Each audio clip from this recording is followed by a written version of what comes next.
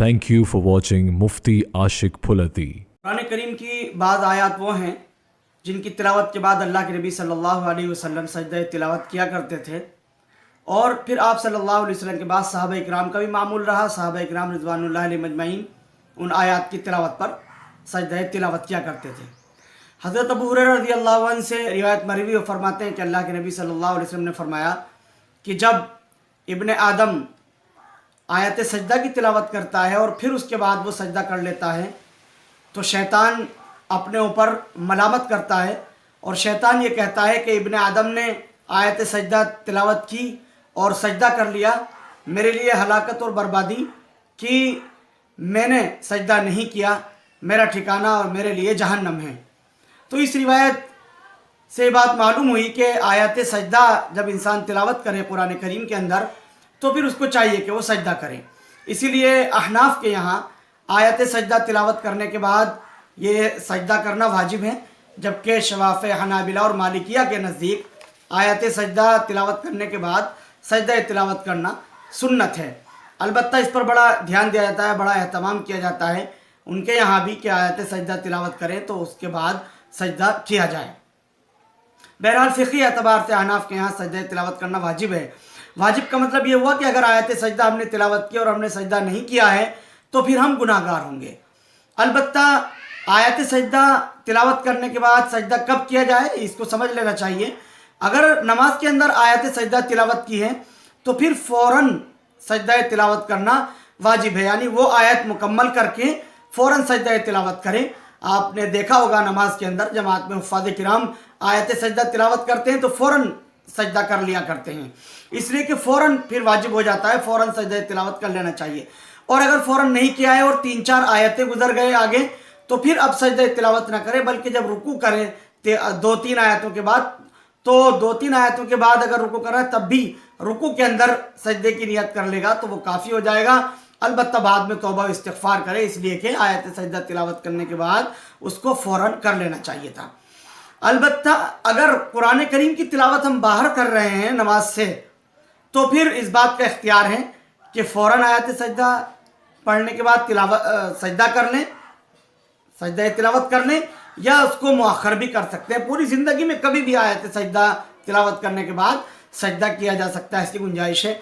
अलबत्ता इस वाजिब की अदायगी में कोशिश इस बात की होनी चाहिए कि हम फ़ौरन सजदा तिलावत अदा करें, ज़्यादा बेहतर है, इसलिए कि आम तौर से उसको छोड़ देते हैं तो भूल चूक हो जाती है और फिर जो है इंसान के ज़िम्मे बहुत से सजदे लाजिम आ जाते हैं।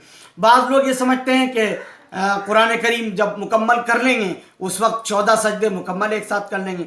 अगरचे इस बात की भी इजाज़त है, गुंजाइश है कि 14 सजदे बाद में इकट्ठे भी एक साथ किए जा सकते हैं, और इस बात की भी गुंजाइश है कि फ़ौरन सजदा तिलावत कर ले, दोनों की गुंजाइश है। लेकिन बेहतर यह है कि जब आयत सजदा तिलावत करें तो फ़ौरन सजदा तिलावत कर ले ताकि भूल न जाए, उसके ज़िम्मे बाकी न रह जाए।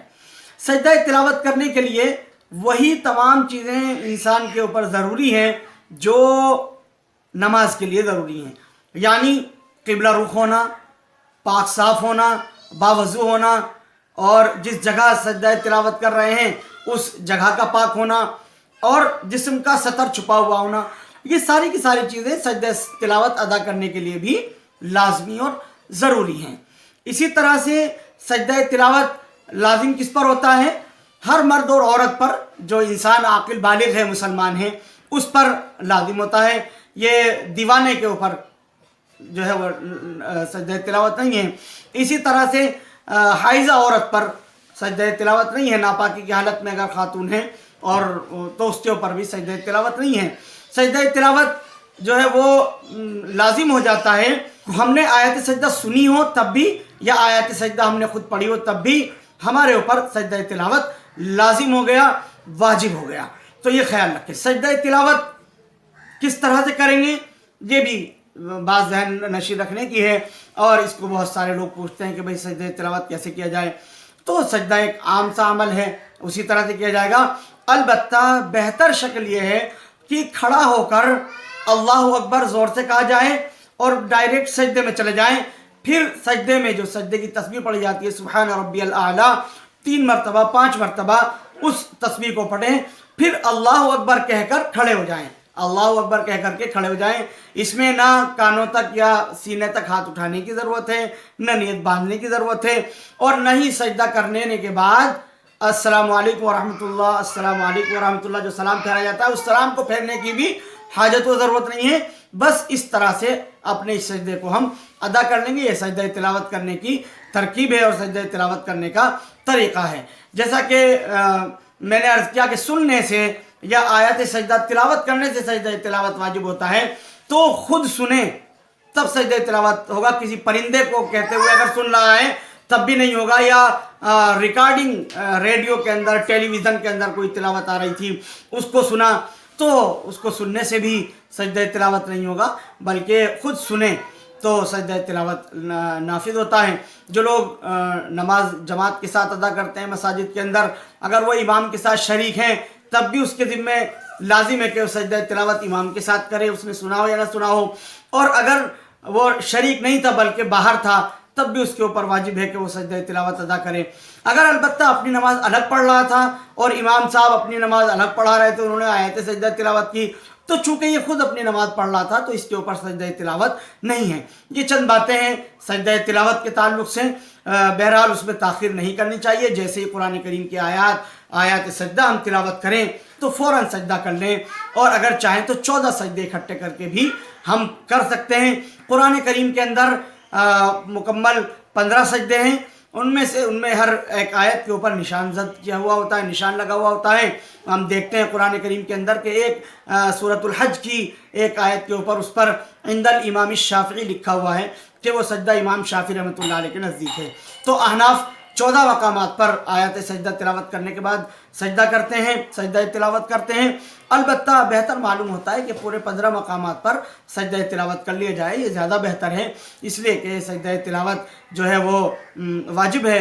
और हज़रत उमर इब्न अल-आस रज़ियल्लाहु अन्हु की एक रिवायत है कि अल्लाह के नबी सल्लल्लाहु अलैहि वसल्लम ने एक मरतबा उनको 15 मकामात पर सजदा तिलावत कराया। तो इससे भी अंदाज़ा होता है कि कोशिश इस बात की हो कि अगर हम 15 मकामात पर सजदा कर लेते हैं तो ये ज़्यादा बेहतर है। और शैतान को फजीहत करने का और शैतान को रुस्वा करने का, उसके ऊपर बोझ डालने का अच्छा तरीक़ा है कि हम कुरान करीम की आयत तिलावत करें और फिर सजदा तिलावत करें। अल्लाह सुब्हानहू व तआला कबूल फरमाए।